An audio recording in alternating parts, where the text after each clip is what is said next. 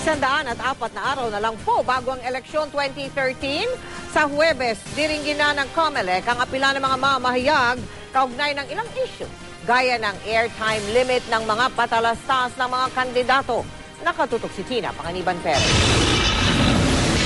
Bukas sa publiko ang pagdinig na isasagawa ng COMELEC sa Huwebes sa liham ng GMA Network at ng kapisanan ng mga broadcaster ng Pilipinas o KBP kaugnay ng campaign guidelines para sa eleksyon 2013.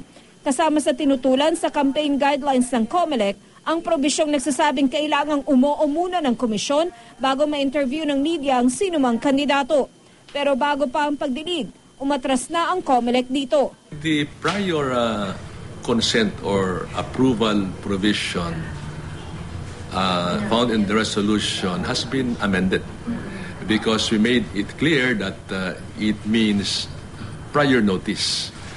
Issue rin ang airtime limit ng mga kandidatong maglalagay ng mga political advertisements sa TV at radyo.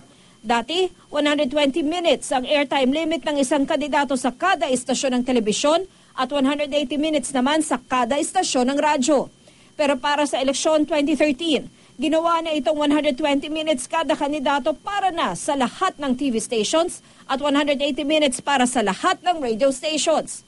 Ang problema, sabi ng mga network, imposibleng malaman ng isang istasyon kung gaano nakahaba ang political ad ng isang kandidato sa ibang istasyon. Kapag sumobra sa limit, pwedeng makulong hindi lang ang kandidato, kundi pati na rin mga opisyal ng media. We might go back to 120, 180 per station.